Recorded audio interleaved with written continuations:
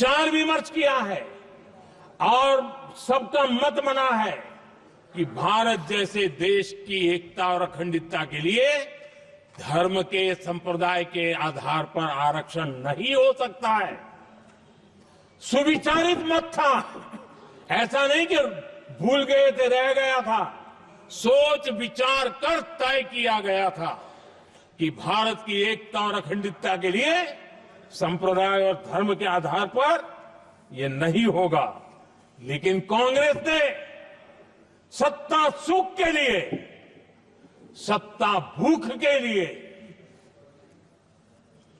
अपनी vote bank को खुश करने के लिए धर्म के आधार पर आरक्षण का नया खेल खेला है, जो संविधान की भावना के खिलाफ है। इतना ही नहीं, दे भी दिया कुछ जगह पे और सुप्रीम कोर्ट से झटके लग रहे हैं। और इसलिए अब दूसरे बहाने से बहाना बता रहे हैं, ये करेंगे वो करेंगे। मन में साफ है, धर्म के आधार पर आरक्षण देना चाहते हैं, इसलिए खेल खेले जा रहे हैं। संविधान निर्माताओं के भावनाओं पर गहरी चोट करने का ये निर्लज्ज प्रयास है। आदरणीय सभापति जी, आदरणीय सभापति जी,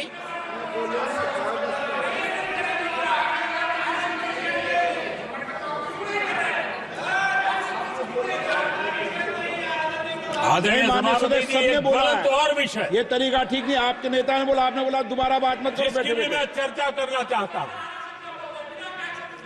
और वो ज्वलंत विषय समान नागरिक संहिता, यूनिफॉर्म सिविल कोड।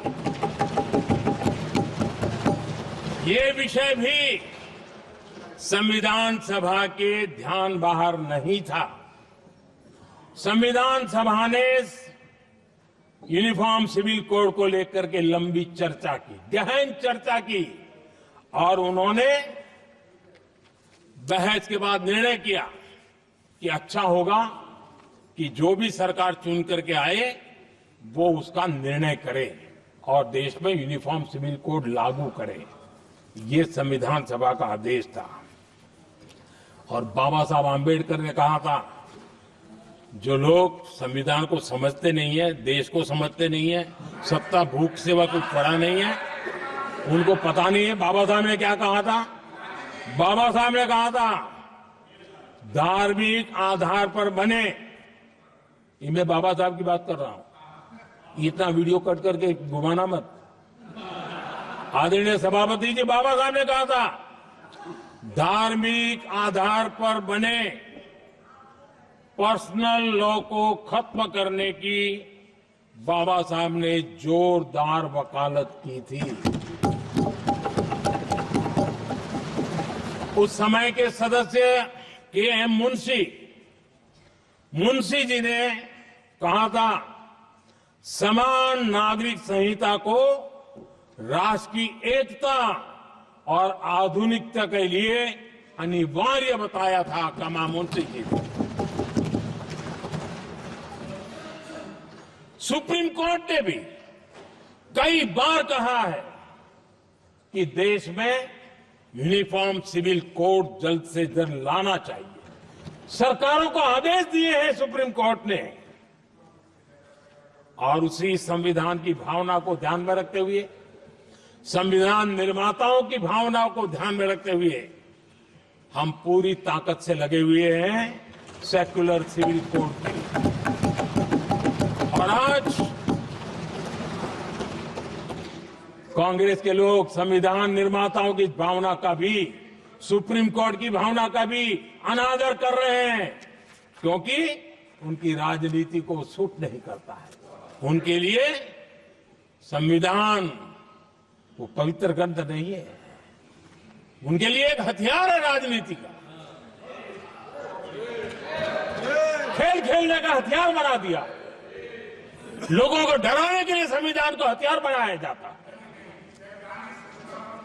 आदरणीय सभापति जी, और ये कांग्रेस पार्टी, उनको तो संविधान शब्द भी उनके मुंह में शोभा नहीं देता है। इसलिए जो अपनी पार्टी के संविधान को नहीं मानते हैं,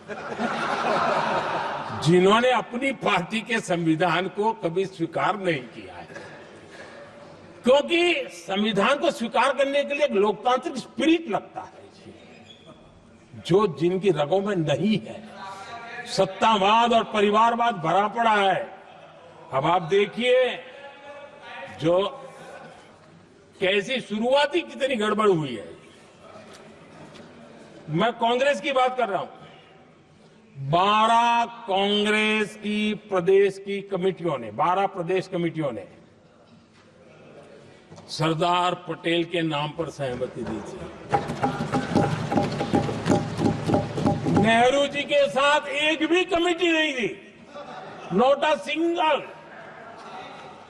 संविधान के तहत सरदार साहब ही देश के प्रधानमंत्री बनते हैं, लेकिन लोकतंत्र में श्रद्धा नहीं, खुद के संविधान पर विश्वास नहीं, खुद के ही संविधान को स्वीकारना नहीं, और सरदार साहब देश के प्रधानमंत्री नहीं बन सके और ये बैठ गए।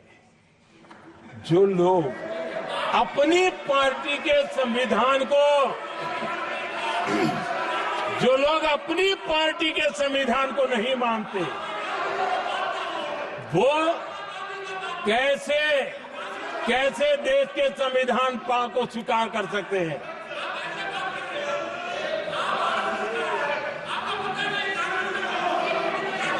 आदरणीय सभापति जी, जो लोग संविधान में लोगों के नाम ढूंढते रहते हैं, मैं जरा बताना चाहता हूं। कांग्रेस पार्टी के एक अध्यक्ष हुआ करते थे और वो अति पिछड़े समाज से आते थे। अति पिछड़े, पिछड़े भी नहीं, अति पिछड़े, अति पिछड़े समाज से आते हुए उनके अध्यक्ष श्रीमान सीताराम केसरी जी, कैसा अपमान किया गया। कहते हैं बाथरूम में बंद कर दिया गया, उठा करके फुटपाथ पर फेंक दिया गया। अपनी पार्टी के संविधान में ऐसा कभी नहीं लिखा गया, लेकिन अपनी पार्टी के संविधान को न मानना, लोकतंत्र की प्रक्रिया को न मानना, और पूरी कांग्रेस पार्टी पर एक परिवार ने कब्जा कर लिया, लोकतंत्र को नकार दिया। आदरणीय सभापति जी,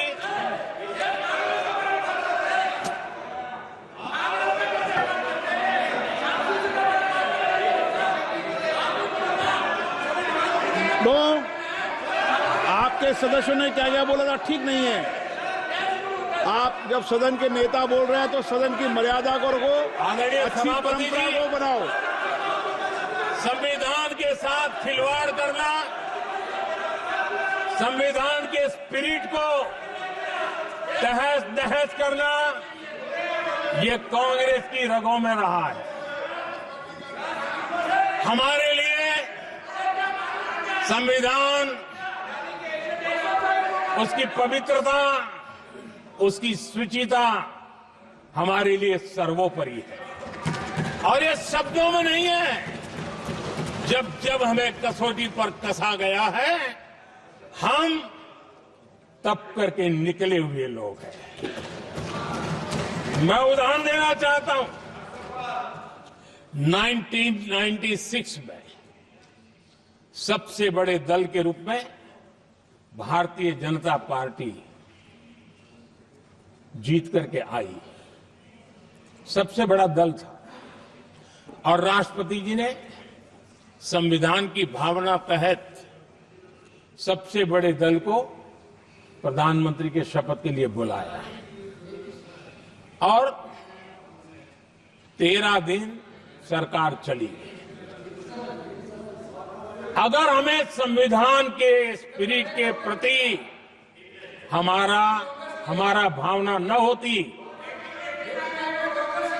तो हम भी ये बांटो, वो बांटो, ये दे दो, वो दे दो, इसको डिप्टी पीएम बना दो, इसको ढिकना बना दो, हम भी सत्ता सुख भोग सकते थे।